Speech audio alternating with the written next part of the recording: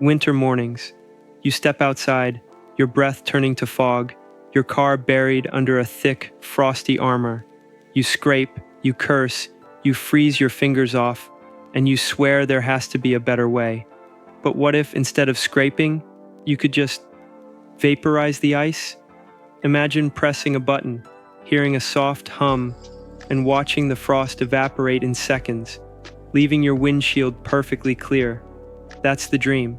So, let's see what happens if you actually mount a laser heater on your car. At first glance, it sounds genius. Lasers are clean, fast, and efficient. They cut through steel in factories, perform surgeries, and even power space experiments. Surely they can handle a little frost.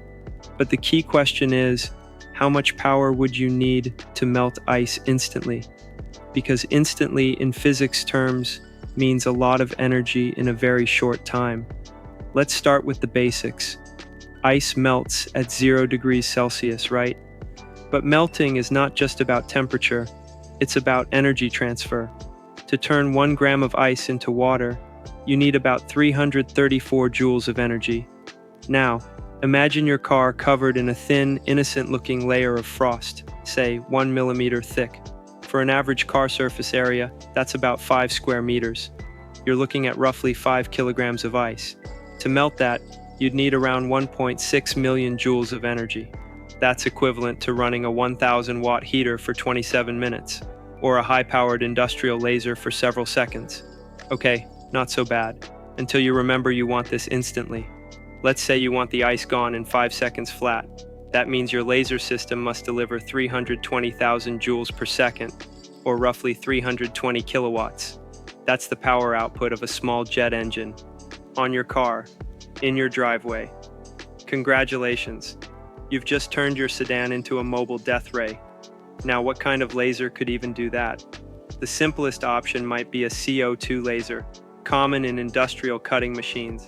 They can reach 10 kilowatts, maybe 20 if you're pushing it, but you'd need at least 15 of those, firing simultaneously, to clear your windshield before you finish your coffee.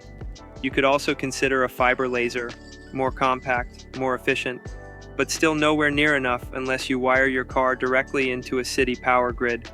And remember, lasers don't just deliver heat, they concentrate it into a tiny point. Unless you spread that beam perfectly evenly, you're not melting the ice, you're melting your car. Let's say you build a safe system anyway, some genius setup of rotating mirrors that sweep the beam gently across the surface. You test it in your garage. You press the button. The beam flashes red, the ice hisses, and then a strange smell. The frost vanishes, but so does your windshield coating. Your wipers are half melted, and the hood paint now looks like it spent a week in the Sahara. You've officially invented the world's most dangerous defroster. But okay, let's be optimistic. Let's imagine you scale down the laser, make it weaker, more manageable. You don't want instant melting, just fast. A low-power infrared laser could heat the glass evenly without burning it. This actually exists. Some high-end cars already have heated windshields using embedded wires that work on the same principle, just with electricity instead of lasers. A laser version might look cooler and sound futuristic, but the result would be about the same speed, maybe 30 seconds to clear frost. Still, not bad. You could even design a system that scans for icy spots with a sensor and only targets those areas. Efficient, automatic, and probably safe enough not to ignite your dashboard. But let's not forget one thing. Ice doesn't just sit on glass. It forms everywhere. Mirrors, handles, tires, even under the chassis.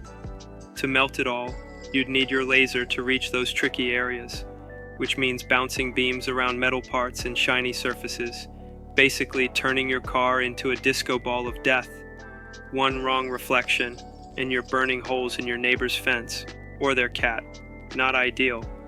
Now let's talk energy. To power a 300 kilowatt laser, even for a few seconds, you'd need a battery pack the size of a refrigerator. or a direct connection to a fusion reactor. Your average car battery wouldn't even make the system blink. You could try combining multiple power sources, like a capacitor bank for short bursts, but at that point, your laser heater is more of a weaponized lab experiment than a car accessory. But okay, science fiction time.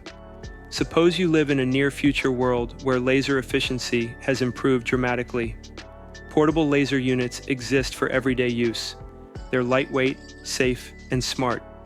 You attach one to your car's hood. Maybe it looks like a sleek camera turret. You step outside on a freezing morning, and instead of scraping, you press a button on your key fob. The turret whirs to life, scanning your car in infrared. It identifies the frost pattern and fires ultra-precise microbursts of energy across the surface. Within seconds, a thin mist rises into the air, shimmering in the winter light. No damage, no melting paint, no explosions, just a clean, dry car. For a moment, it's perfect. Then your neighbor steps outside with coffee in hand, squints at your car glowing red in the dawn, and quietly goes back inside. Humanity isn't ready for this level of power yet. So could it really work? In theory, yes. In practice, not unless you're fine with your garage looking like a scene from Terminator 2. But that doesn't mean the idea is totally useless. Laser-based de-icing does exist in aerospace engineering. NASA has experimented with laser pulses to remove frost from airplane wings. The difference is they use ultra-controlled beams, guided by sensors and computer feedback, and it's all done in labs, not suburban driveways. For cars, the balance between power, safety, and cost makes lasers a bit too much. Still, the concept reveals something fascinating. How much energy we underestimate in simple things like melting ice. That thin white crust on your windshield represents millions of frozen molecules, each stubbornly clinging together until enough heat breaks their bonds. The sun does it every day, gently, steadily, effortlessly.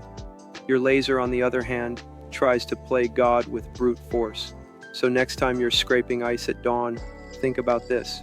You could be out here wielding a high-tech laser cannon, turning frost to vapor like some sci-fi villain. But instead, you're using a $3 plastic scraper, and it works just fine. Maybe that's progress after all. And who knows? Maybe one day, when our cars run on cold fusion and nanotech paint repairs itself, a laser heater will be standard equipment. Until then, better keep that ice scraper handy. Because right now, a laser powerful enough to melt ice instantly could also melt you.